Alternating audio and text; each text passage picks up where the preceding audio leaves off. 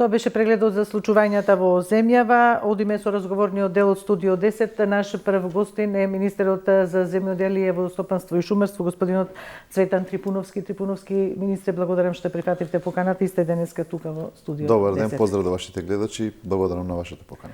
Пред Великденски ќе почнеме со она прашање што овие денови го имаше меѓу граѓаните присутно, тоа е високата цена на јагнешкото месо. Од друга страна ги слушавме и сточарите, производителите на јагнешко, кои што се жалат па на ниската откупна цена и сега нормално се наметнува прашањето логично каде оди таа разлика голема од 400 денари. Добро, точно е, во моментов е практично шпицот на откуп на јагнето од производна 25 година. До сега се откупени некаде околу 120.000 јагниња, кои што ги откупуваат кланичарите, кои што се во регистарот на Министерството. Цената која што моментално се движи откупот на јагнето е од 220 до 250, односно некој просек од 235 денари. Има една ситуација која што се појави оваа година, тоа што имаме дел од јагнињата кои што се со поголема тежина од таа што треба да биде прва класа јагне. Тоа е практично она јагне кој што не е продадено за божикните и новогодишните празници.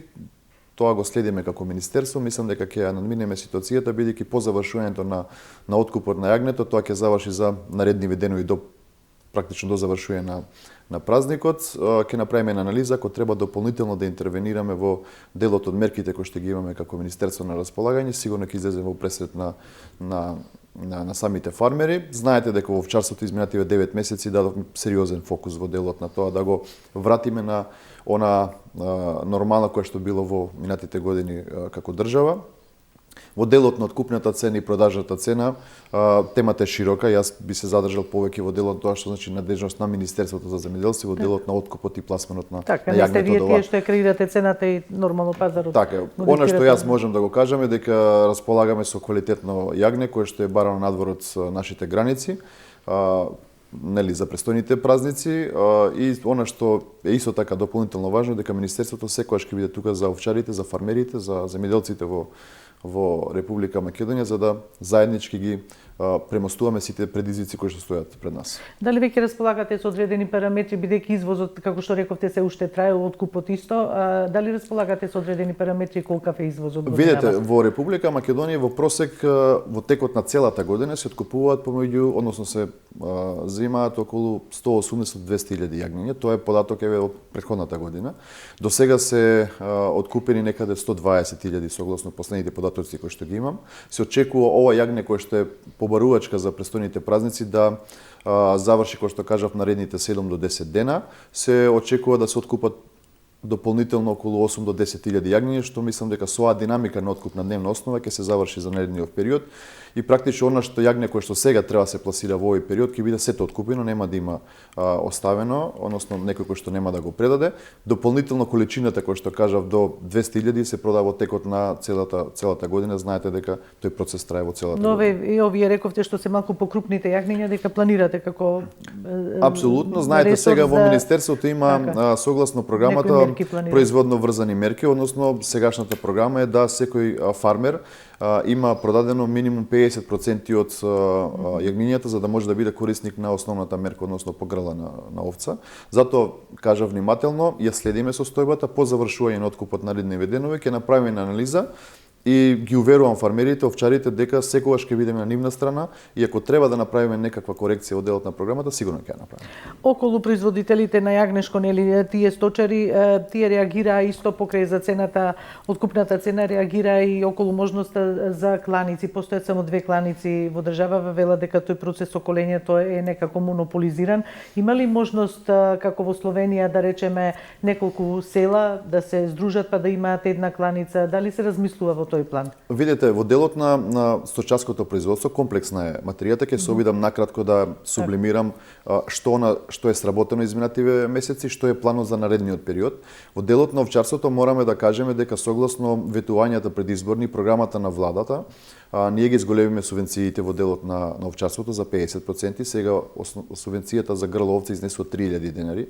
Дополнително литар предадено млеко од постоечките 6 го подкренавме на 7 денари за литар.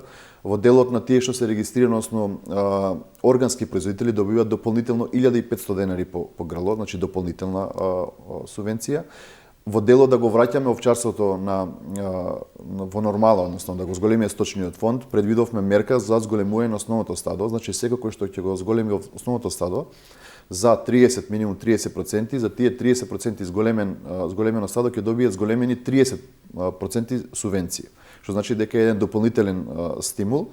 Ова се низа на мерки кои што практично покрај исплатата на субвенциите, да не ја заборавам, бидејќи знаете дека овинатото беше често спомнувана тема, исплатени се, не исплатени. Она што сега го правиме во моментот практично е доказ дека навистина сериозно посветени во овој сегмент. Во текот на вчерашниот ден на 4500 корисници на млекопроизводство добија субвенции за минатата 24 година. Практично ние денес ќе имаме ситуација нула, односно веќе по завршување на овој квартал од текомната 25-та ќе следат исплатата на субвенциите. Нема да биде како до сега со месеци и години да се задоснува, да тоа сакаме да пратиме сигнал дека премиерот, владата, министерството сериозно мисли да го враќа сточниот фонд во Република Македонија. Она што го спомнам во делот на здружувањето, во делот на настапот на пазарите, знаете дека согласно законските процедури и можности кои што ги даваме како министерство, задругарството е една од опциите кои што ние го сериозно посветуваме внимание и затоа еве користам и приликата да ги анимирам, да ги потикнам фармерите да се здружат во земјоделски задруги кои што ќе имаат многу поволности во делот на и финансиската поддршка и во делот на стимулациите и нормално како еден сериозен фактор кој ќе настапуваат во делот на пазарите. Зошто и да не да формираат и своја фирма, своја кланица која што ќе биде практично еден капацитет за откуп на ова јагне кој што се произведува. Така и ќе им стои на располагање, па така нема да се жалаат дека нешто монопол во тој сектор има. И изминатава седмица бевме сведоци на пониски температури, колкави се загубите штети сигурно има, меѓутоа каде се тие најголеми, дали кај овошките, дали кај земјоделските култури? Да, овој бран на минусни температури кој што не зафати изминатиот период нанесе штети на прецен на овоштарството во нашата држава.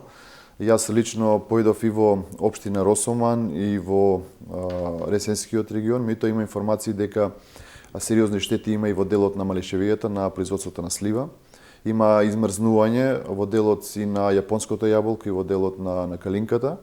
Значи практично имаме повеќе градинарски култури кои што се зафатени. Не би излегол со точна бројка за процентот на измрзнување. Знаете дека согласно процедурата општината носи одлука за прогласување на природна непогода, се формираат комисии од самата локална самоуправа, има представници од подрачните единици на министерството, стручни луѓе кои што треба да излезат на терен и да направат проценка на тоа што значи процент на измрзнување.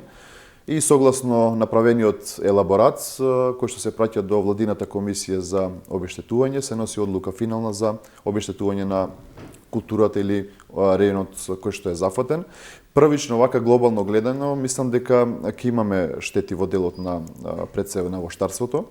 Ќе има можеби дефицит на некои од културите кои што ние традиционално ги произведуваме, имаме доволен квантитет и за дома и за извоз.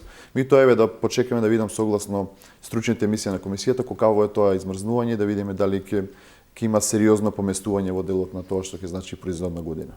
Така, кога веќе зборуваме за штетите од невремето, тие може да се случат и во форма на поплави, во форма на град и тоа. Дали земјоделците низ годините се научија и повеќе се стимулираат да го осигураат своето производство? Видете, тука е поделена одговорност. Јас не бил рекол дека тоа само обврска на земјоделците кои што можеби го користат или не го користат, колку што е и обврска на самите компании да имаат поволни услови во делот на осигурувањето.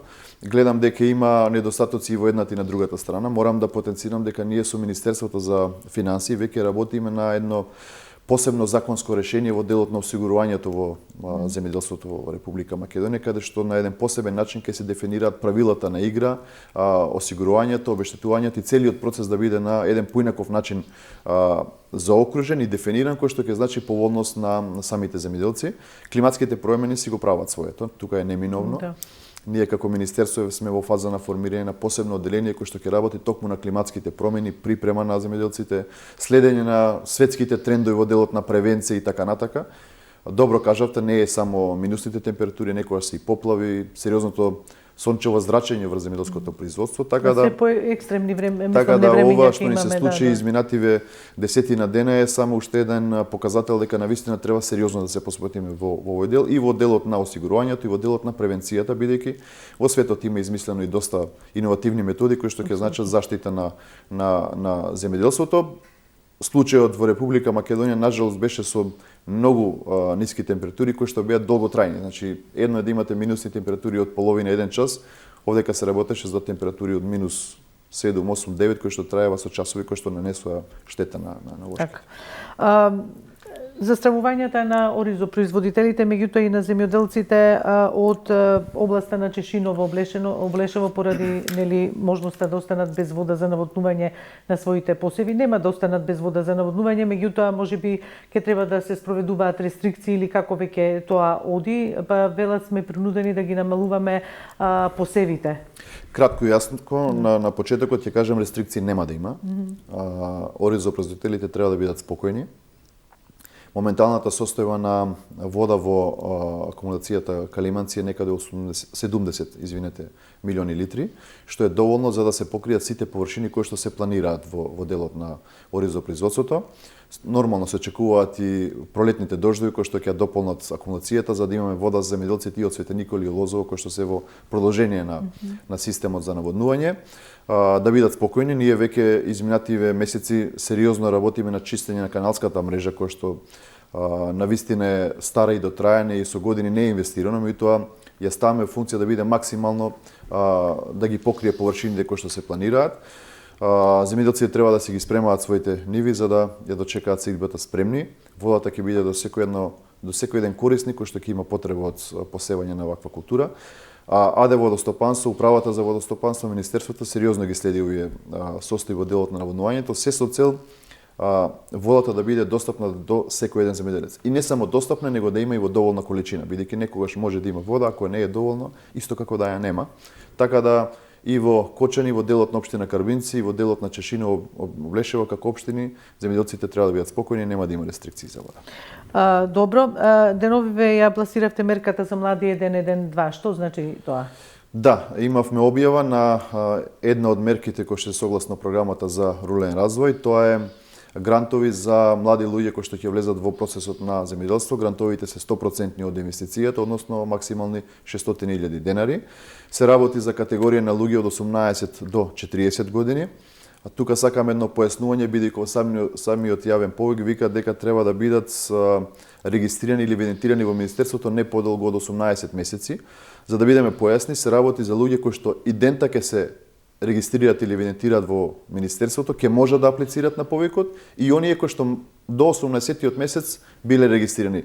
Ова го воведовме како обврска за да навистина млади луѓе или луѓе кои што за прв пат влегуваат во процесот да бидат со предност во делот на користењето на овие средства. Дополнително предност имаат руралната жена, односно жените апликанти кои што ќе аплицираат на самиот јавен повик и овие средства ќе може да се искористат и за механизација и за евентуално производен капацитет, за дополна на веќе постоечко, да речеме, стопанство кој што го можеби имаат веќе оформено. Сакаме да навистина дадеме еден почетен стимул за да млади луѓе или луѓе кои што за прв пат ќе влезат во процесот, навистина да им помогнеме за почеток. Ова е само една да кажам, почетна иницијатива како некој да стимулираме. Понатака следуваат низа на мерки кои што Министерството преку актуелните програми за директна поддршка и програмата за рурален развој ќе може дополнително да користат средства. Колкав е интересот, министре, меѓу младите за бавење со земјоделие? Видете, ние како министерство и како влада... Не само поради оваа мерка, во принцип. Ние правиме се за да ги олесниме и процедурите и критериумите и да ставиме повеќе средства на располагање, да ги стимулираме. Изминативе години морам да кажам дека навистина беше слаб, односно е слаб интересот не само за нови млади луѓе, него и постоечките кои што се во посериозни години го напуштаат земјоделскиот процес. Бидејќи веќе се со земјоделие колку беше просечната граница? 50, над 55 години, 55 години, што нас сериозно не загрижува, затоа ваквите мерки сакаме да стимулираме некој што ќе влезе. Меѓутоа каде е клучот на успехот? Ако добро не следите како министерство, изминативе месеци ние практично ја враќаме довербата на земјоделците према институциите. да не бидам премногу критички настроен, знаете дека во минатото беа оставени сами на себе. Ниту се преговараше, ниту им се помагаше, ниту субвенции навремено се исплаќаа и затоа некако од година во година се напушташе целиот процес. Сега таа работа е веќе ставена на страна, едноставно ние сме сериозен помагач на самите земјоделци. Ако успееме да ги стимулираме, јас сум повеќе од убеден затоа што изминативе денови како трае јавниот повик, имам безброј повици на моите социјални медиуми кои што ги користам за прашање и дополнителни појаснувања околу мерката како треба се искористи, бидејќи гледам дека има навистин интерес од луѓето кои што сакаат да влезат во овој процес. Овде ќе можат, рековте, и жените земјоделки да аплицираат, така. А кога сме ке жените земјоделки, за нив имаше еден проект кој што се уште трае, не е проект, туку е веќе како системска една одлука за плаќање финансирање на породилното отсуство. Дали тоа планирате да го издигнете на ниво на закон и како? Тоа е една посебна програма која што има Министерството за да го покрие породилното отсуство на руралната жена. Морам да кажам дека е многу слаб процентот на искористеност на оваа програма. Ние веќе сме во комуникација со ресорното Министерство за труд и социјална политика и разговараме и размислуваме за едно законско решение кој што ќе значи и поголема поволност према руралната жена, но и тоа е и дефинирање во законски рамки, не на ниво на програма како Министерство, него во законски рамки кој што ќе значи решавање долгорочно на оваа, да речам, ситуација или момент, затоа што со едно вакво решение практично ќе дадеме стабилност на руралната жена која што ќе може да се подпре, да се наслони во делот на животот на село и создавање и помагање во целиот земјоделски процес. Не можам точно да кажам кога ќе излеземе со конкретно законско решение, сепак ги разгледуваме сите аспекти, вклучени се сите здруженија кои што, да речеме, имаат искуство или треба да дадат свој видување во делов на ова прашање, така да во наредниот период заедно со Министерството ќе излеземе со еден конкретен план.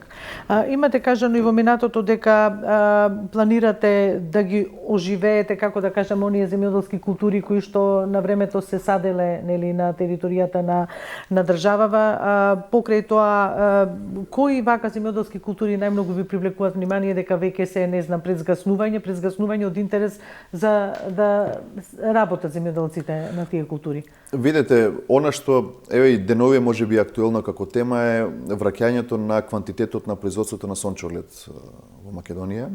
Тоа е една култура која што во минатото доста била застапена, многу е важно и од економски и од секаков аспект. Изминативе години, иако имаше обиди за заживување на оваа култура, мислам дека прогресот не беше доволен. Стојат многу пречки на патот во делот на договорното производство, во делот на откупната цена, во делот на квантитет на производство, стимул на самите земјоделци и така натака. Тука е и земјишната политика како еден од сегментите. Бидејќи за да зголемите производство треба да имате ресурс земјиште. Апсолутно, да. Да, тоа е една од културите кои што треба да се посвети сериозно внимание, меѓутоа и останатите култури кои што постојат како производи, согласно евиденцијата и намалениот квантитет треба се работи да се врати на квантитетот кој што го имаме. Бидејќи, знаете, од година во година кога ги следите статистичките показатели, сериозно е намален и производството на домат, на краставица, значи гранатскиот дел, во делот на овошјето, покрај овие природни непогоди кои што не погодуваат, во делот на сточарството имаме сериозно намалување. Практично сето земјоделство без некој посебен фокус, освен на овие сончогледот, маслодајната репка, можеби кој што треба се врати на нашите полиња, треба се работи како еден процес во пакет во целото земјоделство. Не можете да изводите еден земјоделски производ, бидејќи ако се насочите на еден земјоделски производ, можеби другите да ви останат во втор, трет план, па и таму да имаме сериозни последици. Еве, дали планирате да помогнете околу организираноста на откупот, бидејќи тоа им стварно големи проблеми нанесу на земјоделците? Една од работите на кој што сериозно посветувам и време и енергија во делот на медијаторство помеѓу земјоделците и откупувачите. Практично така го започнав мојот мандат уште минатата година во делот на откупот на винското грозје. Значи, согласно правилата, процедурите, седнавме безброј состаноци со винарските визби, со лозарите, постигнавме цена која што беше на задоволство на лозарите.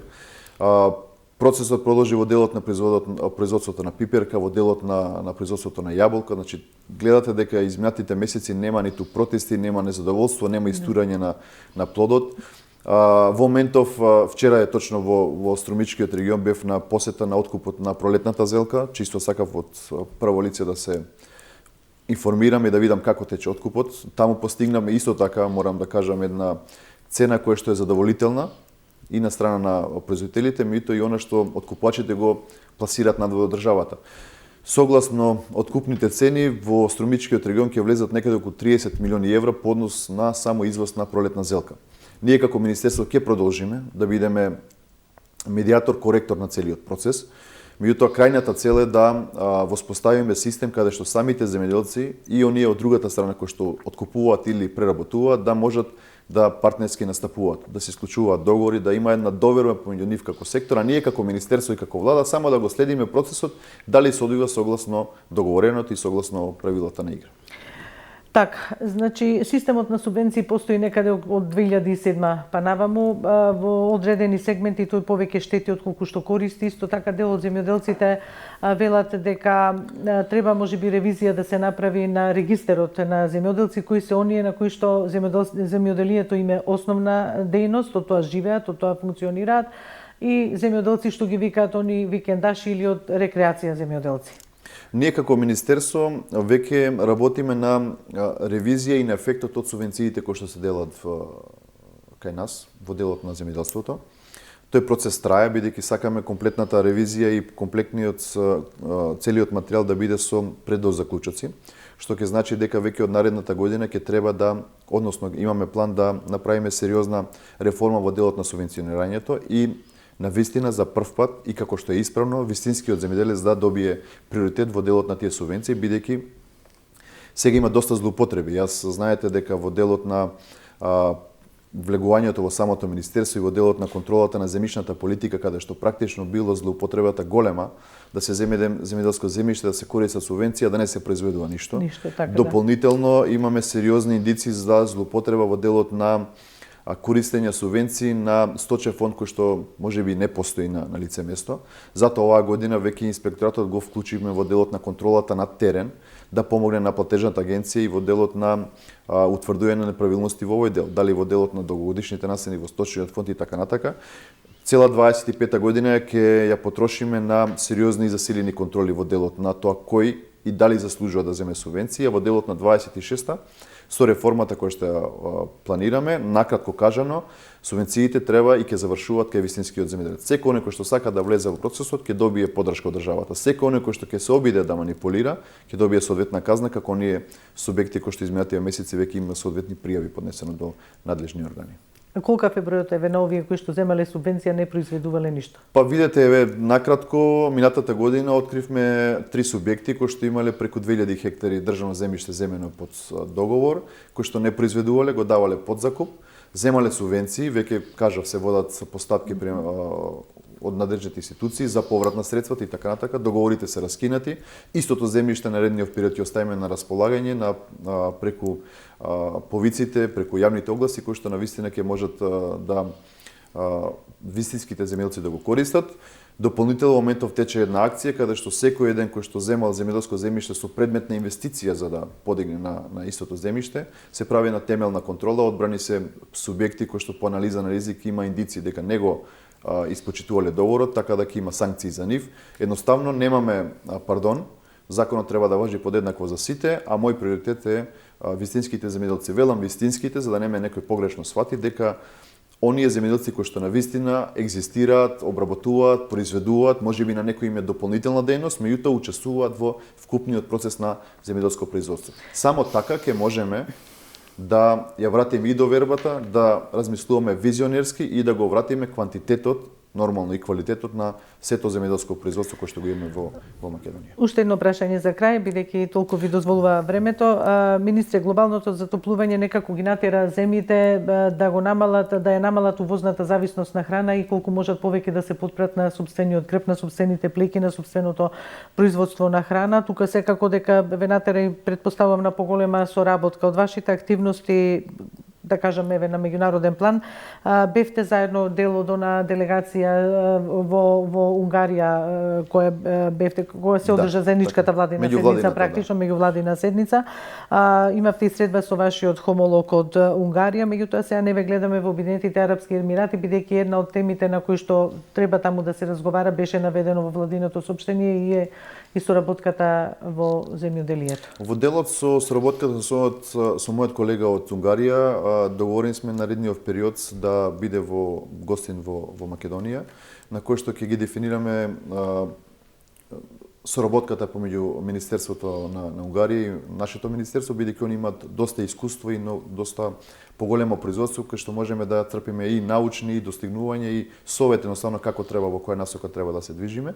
Она што значи меѓународен настап на владата, не секаде мора да биде и министерот во владиниот тим, бидејќи имаме и домашни тековни активности кои што треба да ги движиме. Едноставно премиерот е повеќе од доволно за да ги презентира сите оние потреби и онаа соработка која што треба да биде постигната на некој меѓудржавно сте запознати зашто би зборувале да речеме со Обединетите Арапски Емирати. Дека ние со премиерот имаме практично дневна комуникација и имавме еден подготвителен состанок за тоа што треба и што може Македонија да понуди надвор од нашите граници за да се промовира и едноставно да се направи некаква соработка. Има ли интерес од Обединетите Арапски Емирати за извоз на наши производи таму? Па видете, јас имам чувство дека не само за Емиратите, него секоја една за тој држава, арапски свет, да речеме, не само Емиратите, него секоја една европска држава, па дури и во регионов, не знам зошто во минатото не се посветувало доволно внимание да се испромовира, да се помогне во делот на пласманот на нашите производи. Интересот е голем затоа што ние произведуваме многу квалитетни земјоделски производи.